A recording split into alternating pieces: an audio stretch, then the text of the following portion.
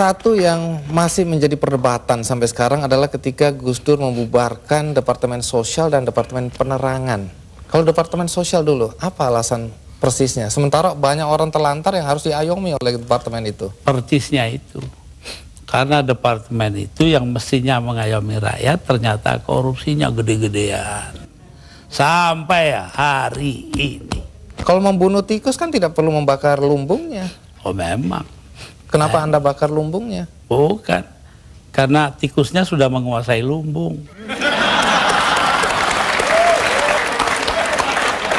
Perkembangan penyidikan terkait dengan dugaan tindak pidana korupsi berupa penerimaan sesuatu oleh penyelenggara negara atau yang mewakilinya yang terjadi di Kementerian Sosial Republik Indonesia terkait dengan bantuan sosial khususnya untuk wilayah DKI Jakarta atau Jabodetabek tahun 2020. Tadi pagi kami ingin sampaikan dulu bahwa saudara JPB tepatnya Minggu tanggal 6 Desember 2020 dini hari kurang lebih 02.50 telah menyerahkan diri ke hadapan penyidik KPK. Dan demikian juga dengan saudara AW juga telah menyerahkan diri kepada penyidik KPK pada hari Minggu 6 Desember 2020 jam 09.00 WIB. Terkait dengan itu, maka penyidik KPK telah melakukan serangkaian pemeriksaan. Maka pada hari ini kami ingin menyampaikan informasi tersebut khususnya terkait dengan penahanan tersangka JPB, Menteri Sosial Republik Indonesia, dan AW, salah satu PPK pada proyek pengadaan bantuan sosial tahun 2020 di Kementerian Sosial Republik Indonesia dalam perkara, saya garis bawahi, dalam perkara dugaan tindak pidana korupsi berupa penerimaan sesuatu oleh penyelenggara negara atau yang mewakilinya di Kementerian Sosial Indonesia terkait dengan bantuan sosial untuk wilayah Jabodetabek tahun 2020. Setelah penyidik KPK melaksanakan kegiatan serangkaian pemeriksaan terhadap para saksi dan pengumpulan alat bukti, keterangan saksi, surat, petunjuk, dan lain-lain, maka penyidik KPK menyimpulkan bahwa terhadap saudara JPB dan AW patut juga telah melakukan suatu tindak pidana korupsi, dan untuk itu, untuk kepentingan penyidikan, maka KPK telah melakukan penahanan kepada dua orang tersangka tersebut selama 20 hari terhitung mulai tanggal 6 Desember 2020 sampai dengan tanggal 25 Desember 2020.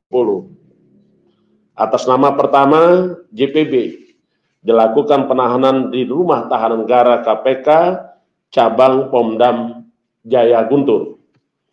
Kedua, AW ditahan di Rumah Tahanan Negara Polres Jakarta Pusat.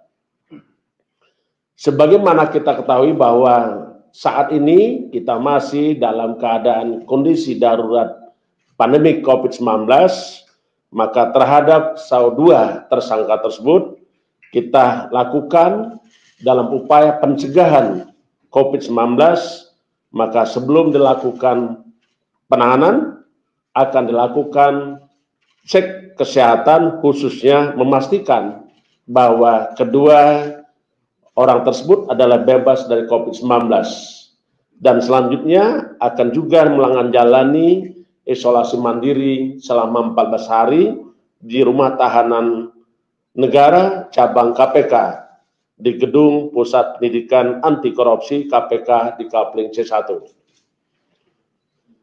Perkara ini tentu rekan-rekan sudah mengikuti berawal dari tangan yang dilakukan oleh KPK pada tanggal 5 Desember 2020.